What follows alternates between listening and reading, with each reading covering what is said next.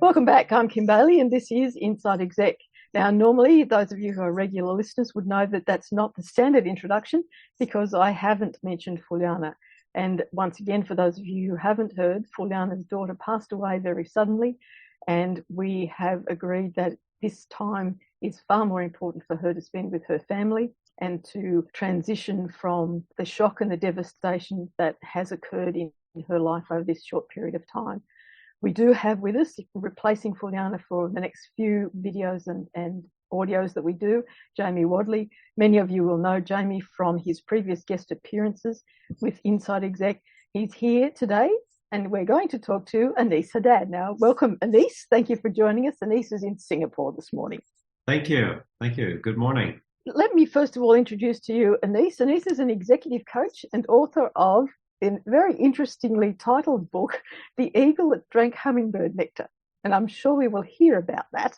He's worked with leaders from major companies like Citibank, Deloitte, HSBC, McKinsey, MasterCard and Visa, helping them with transformational leadership, mindful leadership and creating high performance cultures. And those are the things that we're going to talk about today, particularly about the mindful leadership in the era of artificial intelligence. And as you would remember, Jamie spoke to us about artificial intelligence last year, I think, at some point. And so that will be a good melding of information for us to have a chat about.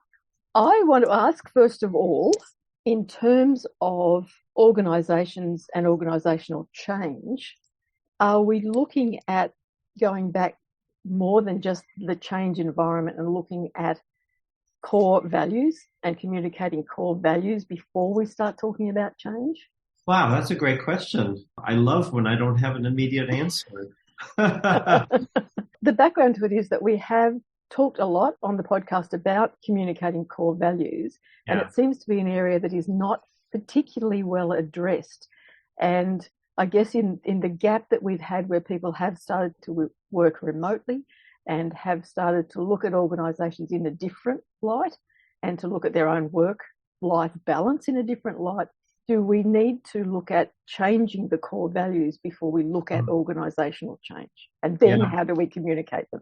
I really love your question. And there are many times when I'm doing a C-suite retreat, working with top leaders, we'll go through some very vulnerable periods in the workshop.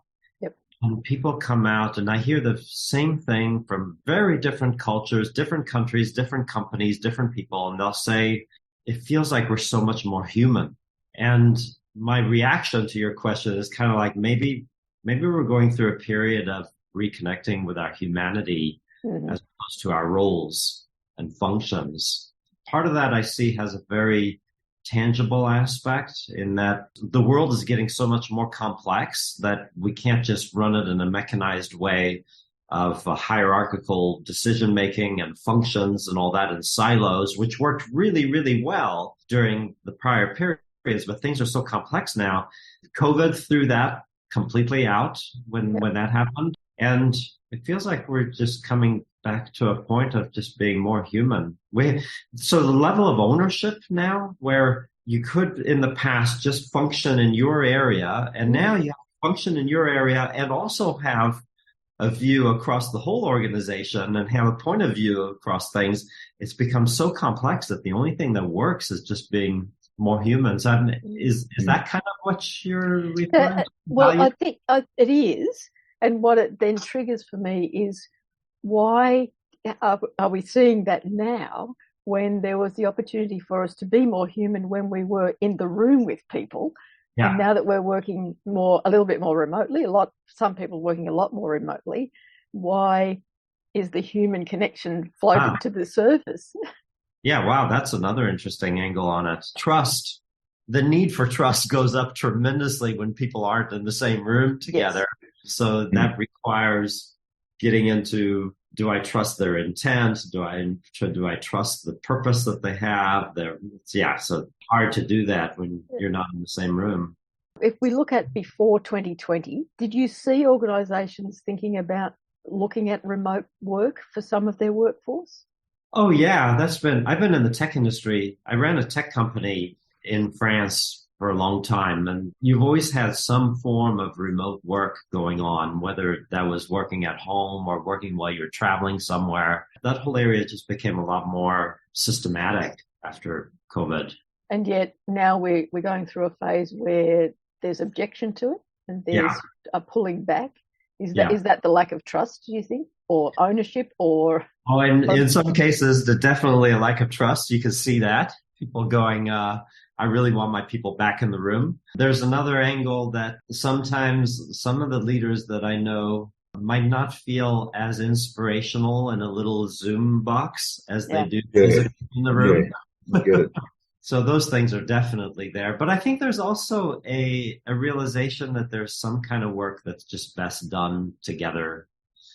I don't think there's a fixed answer to that. No. In terms of that team performance then, if we look at that one first, because that's been an area that we've talked about a lot over the years, but we still get questions about it. We still get case studies about it, particularly where you're looking at creative people in a high performance area.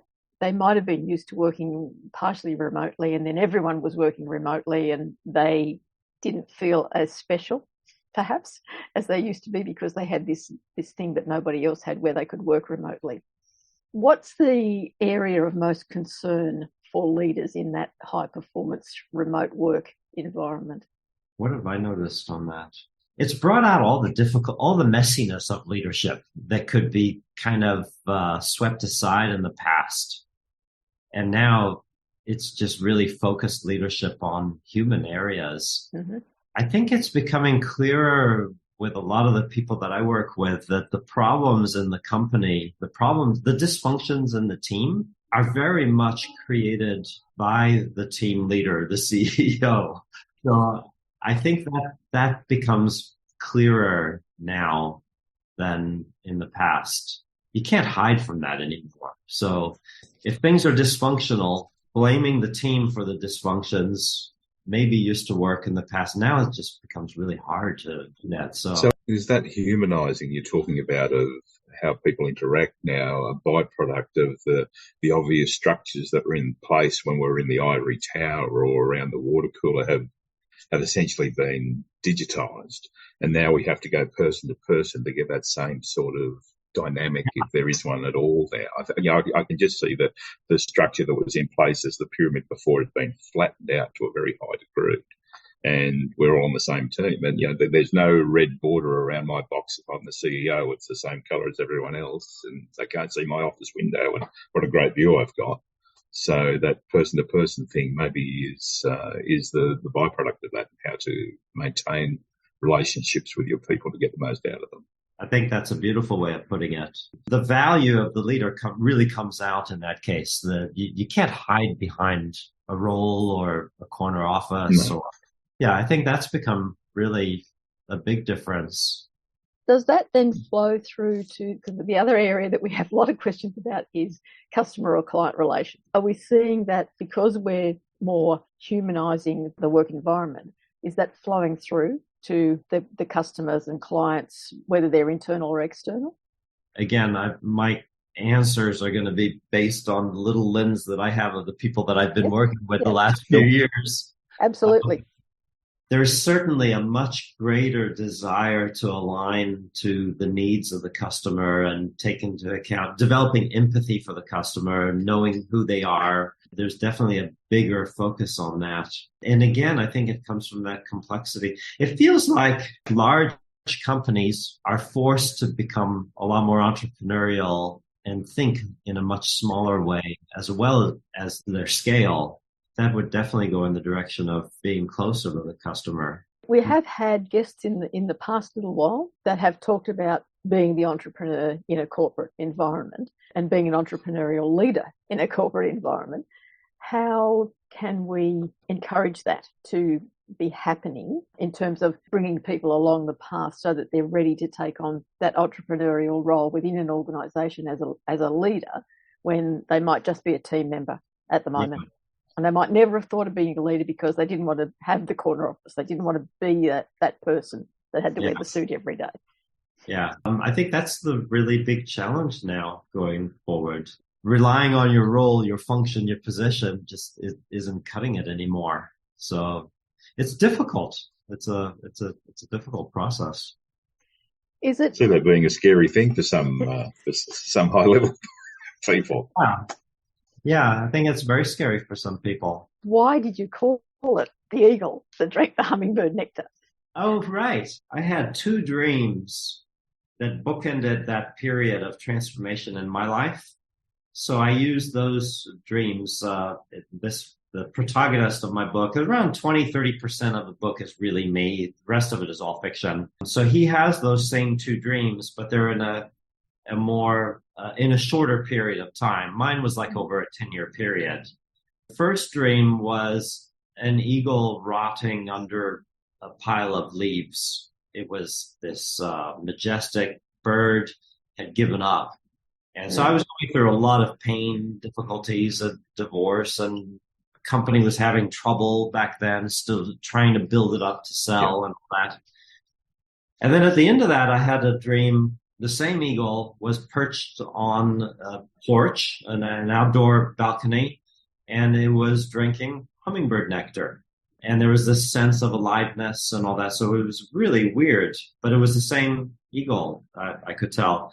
So it's like finding sustenance in the hummingbirds around us. The busyness around us, tiny things around us. Joyful. So the eagle represents provider, a leader, but it's very somber, kind of very rigid thinking. Yeah. Hummingbird is joyfulness, so it's kind of merging those 2 energies together. Makes perfect sense now you put it in that context, I must admit. Perfect sense. As soon as you said it, I went bang. Oh, of course. I knew what you were going through straight away. Yeah. Yeah, learning to great title. Learning to bring those 2 energies together. Yeah, it's very interesting. I like that. That's where we'll take a break in part 1 of our discussion with Aneace Haddad.